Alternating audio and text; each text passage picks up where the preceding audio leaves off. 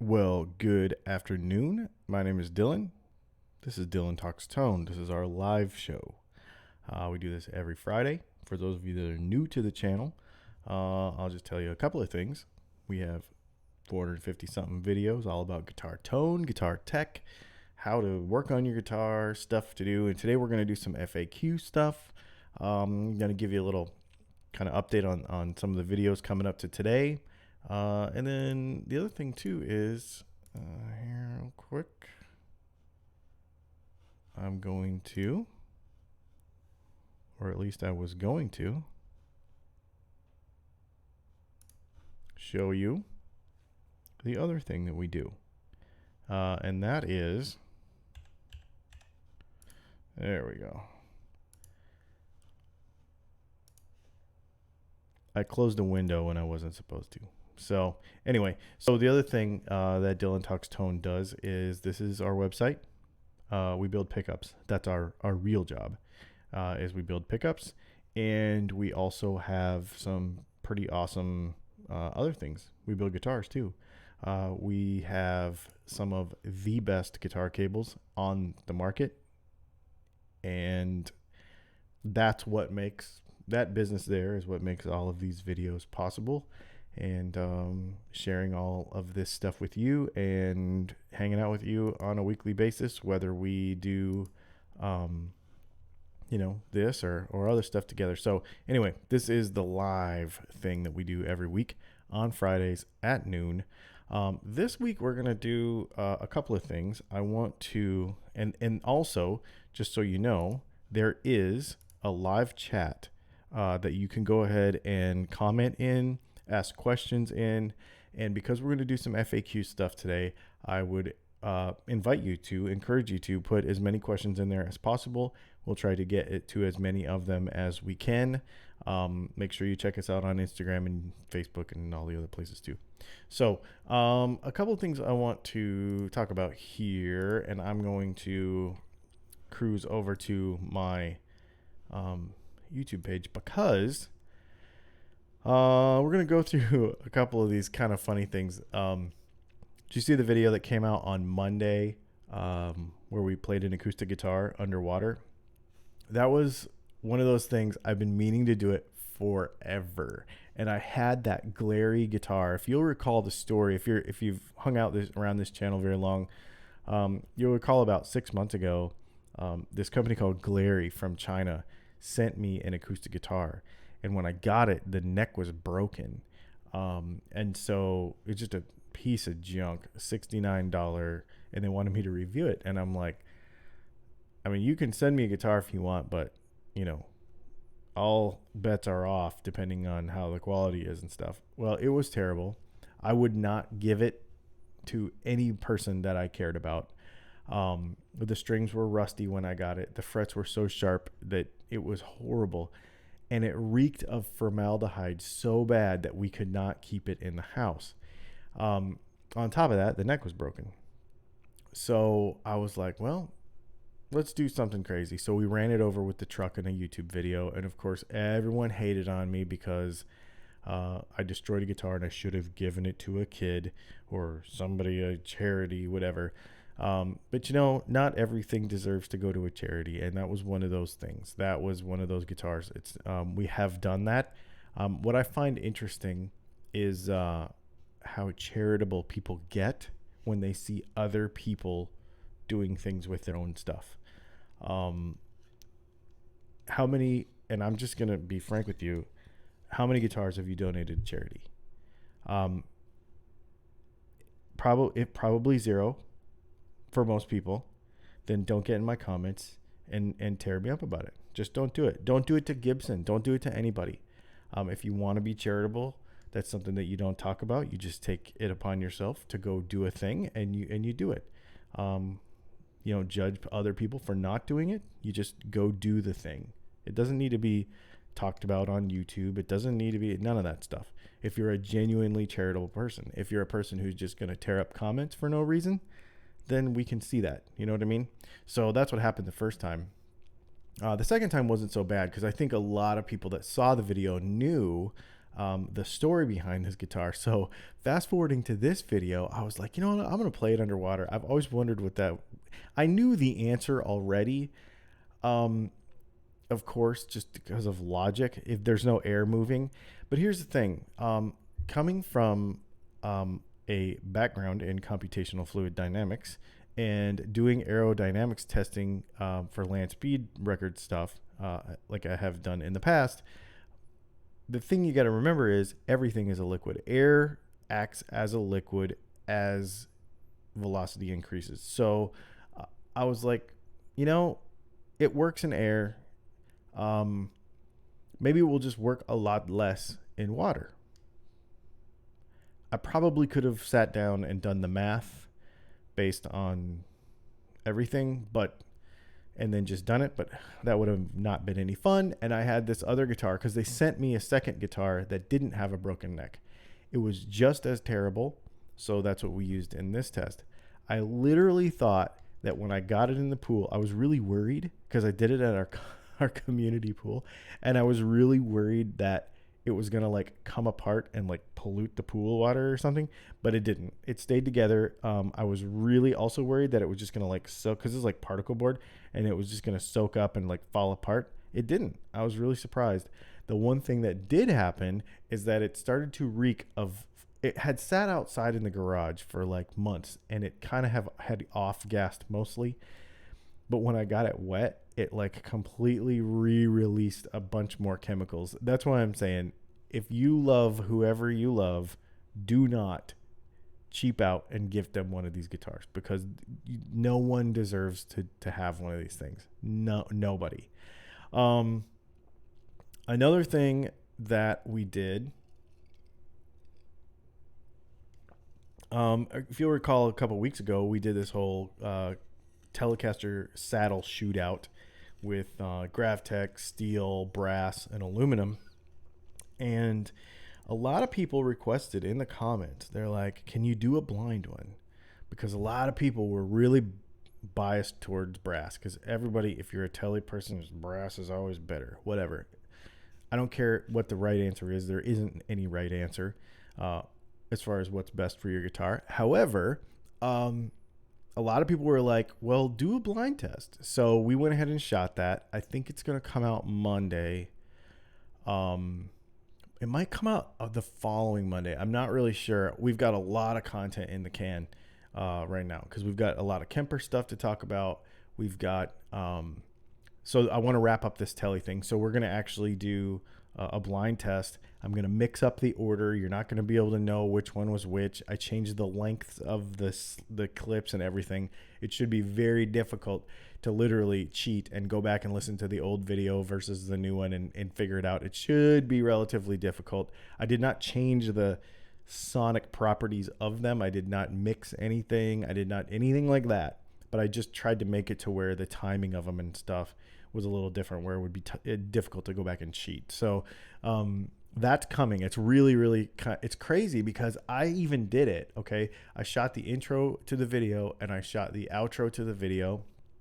And then I went and edited all the sound and put it in. And I literally had to write it down. I have, if you wanted to cheat really fast, there you go. If you can screenshot that, you'd be able to cheat. I literally had to write it down and like make sure I didn't get mixed up, because it's so similar. And what you think is one thing is not. It's crazy. So that's why these tests to me have always been so stupid. But this is going to be really fun, because what people said before, they thought, this sounds like brass. The brass is obviously warmer. The brass is obviously twangier, which is two completely different answers. So it doesn't even make sense. So it's just really, really fun. I'm super excited, actually, to see what you all think of that video once we do it. As I'm getting you up to date here on what's going on, please do me a favor and get in the comments and ask some questions, etc., in the chat. And I am going to actually go over to, hello, everybody. I see we got somebody listening from Spain. Please do that. And while you're doing that, I'm going to cruise over to some of these comments I'm not going to put them up on the screen. We're just going to run through some of them quickly, and we're going to try to answer some FAQ questions. I'm actually going out of town this weekend, and so we might end off at about 12:30. I usually go to about 12:45, but we might end off a little short today. But I didn't have anything super groundbreaking to share today, but I wanted to get into some of these technical questions. They're very interesting. Task Me Later says, how would using a hand tensioner tool affect the final tone of the pickup, or rather the variable resistance within an individual pickup? I've been winding by hand, just using my hands to guide the copper wire on the pickups, and it has a lot of variation. Okay, I don't use a tensioner when I wind pickups. I actually just use my hand. The reason I do it is because I like to feel, and I do things a little different than most people. Most people have a gear-driven winder. So like a lot of hobbyists or a lot of like small cottage industry builders will use like a Mojo Tone winder, for example, and some of the other ones off of eBay where they actually are a gear-driven thing. And then they'll use this... it's like two pieces of felt, and it pinches the, here, I'll show you. Anyway, they use a tensioner to wind the pickups to try to get more even tension on the thing. And it's like the wire goes through like a welding tip cover sort of deal. As opposed to, okay, here's one right here. I'll show you. This is what I'm talking about. So the way this works is, see, there's like a welding tip right here, and then there's two pieces of felt, and then as you're winding it, you direct the wire onto the coil through this tensioner. My issue with that, the reason I do not use that, is because I cannot feel the wire. So what effect does that have on tone? There's two major things that the tension and how you put the wire on the coil can affect. Now there's many other things. But the two major things that immediately pop to mind when answering this question is the tension of the wire, because when you pull wire tighter and stretch it, you raise the resistance of the wire. So you have to be very careful not to stretch it. Also, 43 gauge wire is like human hair, so you can break it super easy. So not being able to feel that go through my hands, I don't like that. Now people would say, well, you can set the tension on the thing and it'll be the same the whole time. Theoretically, yes. But if there is a variance, I don't like to not be able to feel that. And I also like to control it, because the other thing that really matters when you're winding a pickup is how the wire lays on the coil. Neat versus messy, and the evenness of the tension through it. If I can feel it with my fingers, it takes practice. I've done it thousands of times, but it really, I just like using my fingers better. If you're having problems with the variance from coil to coil, try a tensioner. It may work better for you. Personally, it does not for me. So that's, why I don't use it. Okay. Next question. Let's see what we got here. For some reason, the should you wrap your top wrap your Les Paul video popped up to the top of my list again this week. Maybe somebody shared it. Thank you so much if you did share this video, because it's getting a ton of views and a lot of interaction. Somebody probably shared it on a Les Paul forum. Everybody disagrees with me.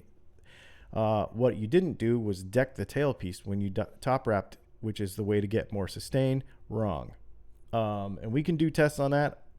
I can show you whatever. It doesn't matter. It just doesn't. It's just wrong.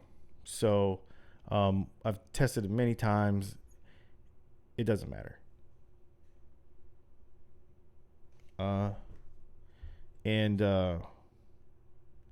forgive me for 1 second.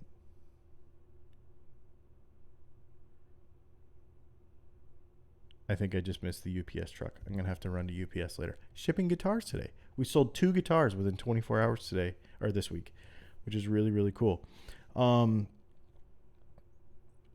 And so a lot of people really are really passionate about this whole top wrapping thing. You could try it if you want. It doesn't really make much difference. Everybody will argue about it till the end of time, but the science just doesn't support it. It's just kind of one of those things. Let's see. So we won't spend tons of time on that.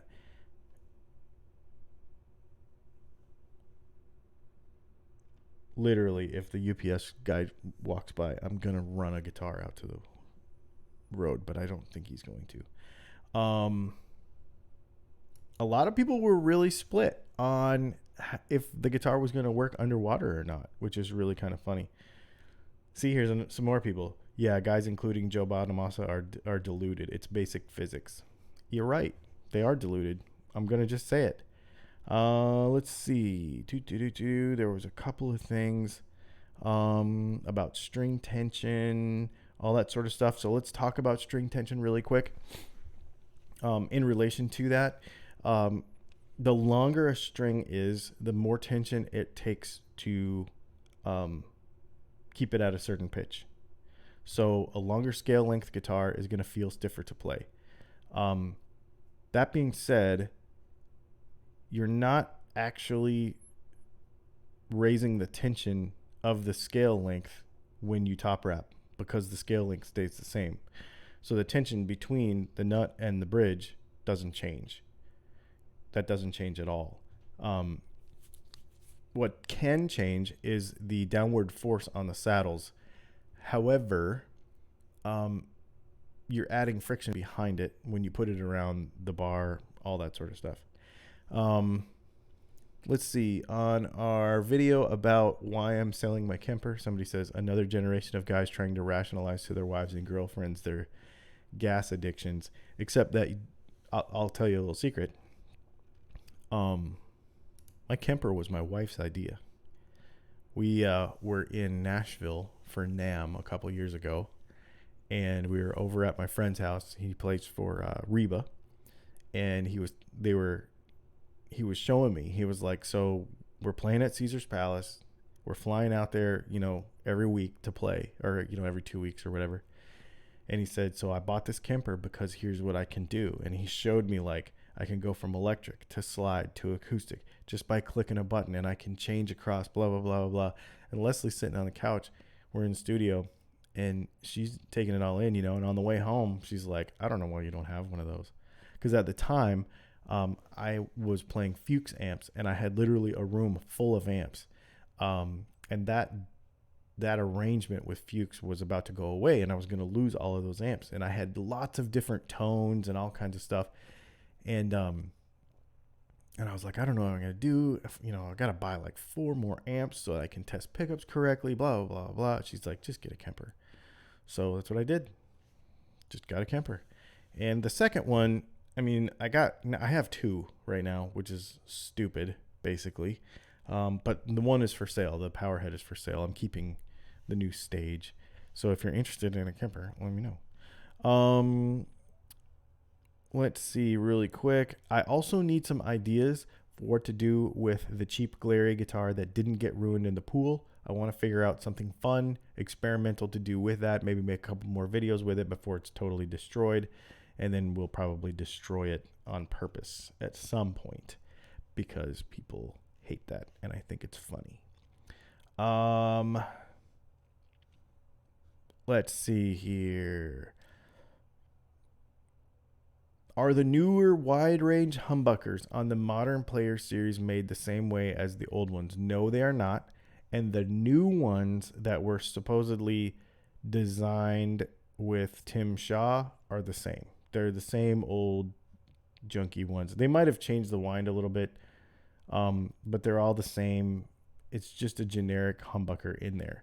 So if you look, let me show you. I can actually show you those Fender wide range humbuckers. I can show you what they look like on the inside. because we have a picture of them on our website, because we do this service. So this basically is a regular humbucker bobbin, and then they wrap this like wool around the outside to take up the gap in the bigger cover. And then here's the magnet, and then here's the base plate, and it has 4 screws instead of 2 in the middle like a normal one. So this is what it looks like with the cover off. It just is like fiberglass junk. It is literally like insulation that goes around the outside. And you see there's 3 screws, then 3 slugs alternating, 3 screws, then 3 slugs alternating. But the long and the short of it is, it's basically like a regular humbucker. And so what we do is we disassemble the humbucker, and then we take out, we cut all the winding off, we rewind it ourselves, and we replace this magnet, and we replace the pull screws for a different one that we like. And it really brings these pickups to life. These pickups have a tendency to be kind of muddy and a little soft sounding. They are kind of single coily, but the problem is that the intention of these pickups were to sound very single coil sounding and have a nice bright airiness to them that these ones just don't have. And so when we fix them, they really work. The reason I do it this way is because it's cheaper for you and for me to rework a regular Fender pickup than it is for me to source all of the original parts in that weird size. They're not cheap. It's really expensive, actually. So it's easier for you to just send me your pickups and I rewind them, send them back to you, and then they're amazing. So that's the way that works the best. Let's see what else we got. Anyway, how can we restore polarity on a pickup if we've screwed it up? So this comes from a video that we did about how to store. We talked about storing pickups in our last live show. If you have ruined them somehow, you need 2 strong magnets. Usually I use how you say it, neodymium magnets, and I have a positive polarized one and a negative polarized one, and it's in a jaw of a vise, and you just pass the pickup between it. If it's a ceramic pickup, you don't need to do this. It'll probably never have a problem anyway. But if it's an Alnico pickup and you screwed up polarity, you can refix it with that. The problem is that most people do not have the instrumentation or the knowledge to know how much that magnet has been gauzed. So the strength of your old pickup may not exactly be the same as it was once you fix it. So the tone of the pickup could change because it might not be exactly the same, even though the polarity is correct. Theoretically, you can actually flip the polarity of a pickup too. Like you could flip a Strat pickup over and go the other way and turn it. But that doesn't, just switch the wires. If it's a Strat pickup, just switch the wires. It's easy. I heard you can hook up to 4 expression pedals into this Kemper stage. You can, and you can do kind of crazy stuff. You could do a volume, you could do a wah. He's wanting to know, do they do a strictly expression pedal, or can you do different stuff? So you can do a wah, you could do a volume, you could do an expression that changes like the time of a phaser or a delay. You can do all kinds of stuff. It's really limitless. I'm also confused that it isn't powered. Does this mean that you can't plug in a pair of headphones? So it has a headphone amp in it, but you cannot use it with a regular guitar cabinet, like a passive guitar cabinet. You would have to have like a powered wedge to play with it. So my main uses are at church through a PA or through my Vox AC30 at home. Or I would USB into my Mac or my GarageBand. So the only thing that wouldn't work in your scenario, you could use the PA at church, super easy. You would just have to figure out a way to monitor it. So either in-ears or, like I said, like a wedge in front of you that you can run a cable to it. The only thing that won't work is you can't use it with your amp at home. Unless your amp has like a line in, it won't work. Some of those newer fancy Voxes, like the digital based ones, have some stuff I'm not familiar with, and it might have like a line in, but I kind of doubt it. So yeah, that's that. Let's see. Let me check this. Let me check our other FAQ from today. Actually, we got a bunch of comments in here, and we're going to cruise through this, and then I'm going to let you guys go so that I can go on vacation for the weekend. Watching in Denver, working on your pedal board. Super cool. Why guitar companies aren't publishing frequency responses as microphone companies do. And so the guitar videos comparison, okay, I can hardly ever understand what you write, Mr. Inventor. I'm sorry, but the reason they don't is because they're lazy and consumers wouldn't know anyway. So it's easier just to say it's warm, which is inaccurate anyhow. Tell you the truth. I mean, and most people don't know how to read that stuff. So, why is the bridge pickup parallel to the body instead of to the strings? Why keep building straight frets since the invention of true temperament already demonstrated is better? Because it's an absolute pain, and guitar players don't like anything that's different. That's an easy one. Wouldn't a Delrin neck be nice? No, it would not.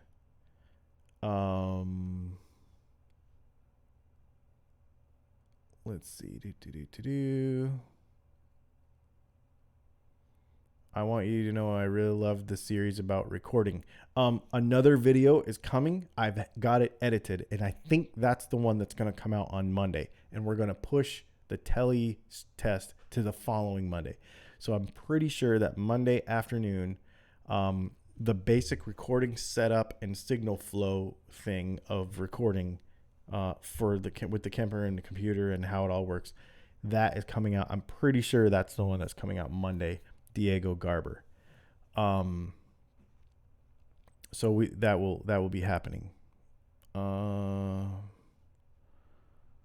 Let's say I have a Kemper without the power head. How do I use it with a speaker? Okay, so I think I covered that. You have to have a powered wedge if you don't have a powered head. There has to be an amp somewhere, so you have to have an amplified speaker.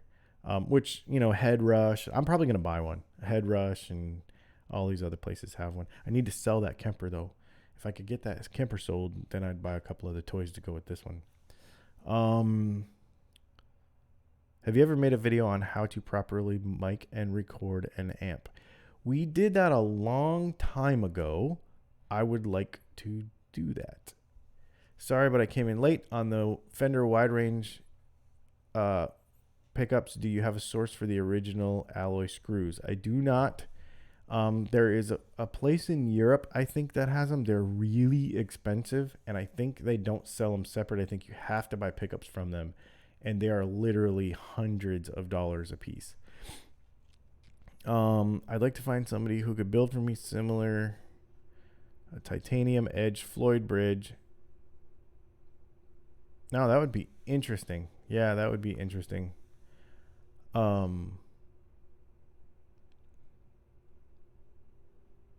Since guitar signal is so small, why not using 30 AWG jacks? That's a good question. So a lot of people want to know that. Why? I've had people ask me this. So even like this little cable right here, why don't we use smaller? Why don't we use smaller cables for guitars? There's two reasons. One's durability, because I ran over this with my desk chair the other day, and I was worried my headphones weren't even going to work. Number one. Number two, it's shielding. So since we're dealing with so small of voltage and almost non-existent current, I mean, we're talking 400 millivolts, right? To go 20 feet to the amp. And we're talking about AC signal. We're talking about something that's really, really, really, really susceptible to radio frequency interference. In order to put enough,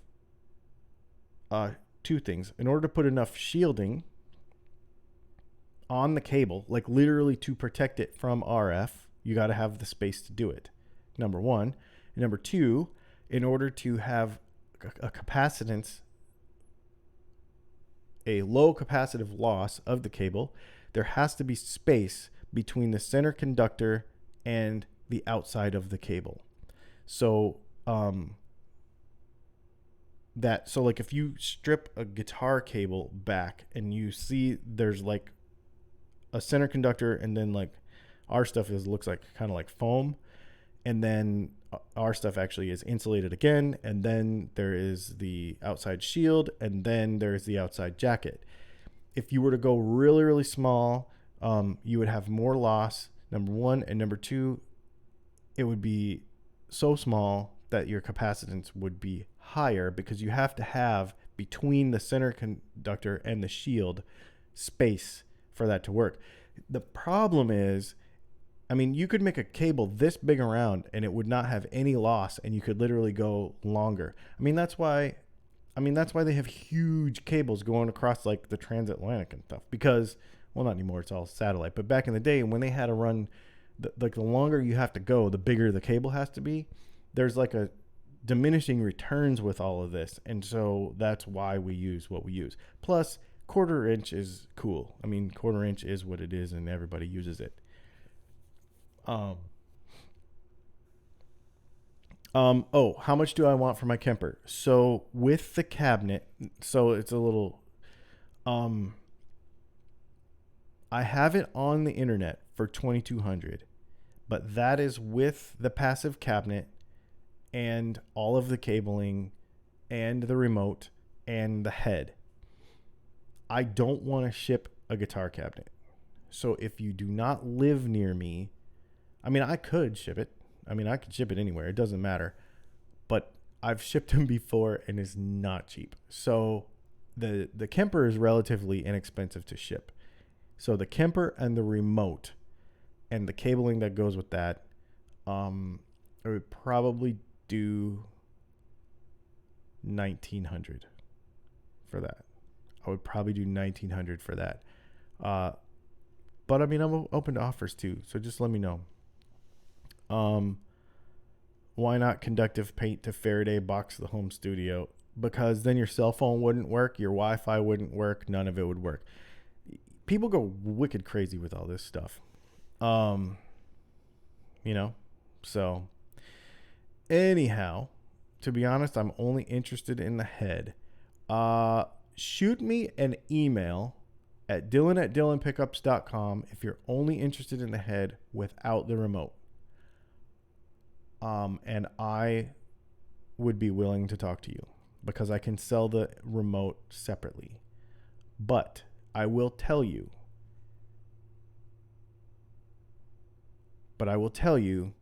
if you don't buy the remote, they are very difficult to get by themselves, and you will regret not having it. So I will tell you that. If you're very interested in having a Kemper and you don't have the remote, in 6 months or 3 months, you'll literally be like, dang it, I should have got the remote. Unless you use like an RJM or something. But if you don't have a Kemper, if you don't have any of this stuff, you will regret not buying the remote. And then you will try to get on Reverb and stuff, and you'll spend almost as much as a brand new one or more, because they don't really sell them.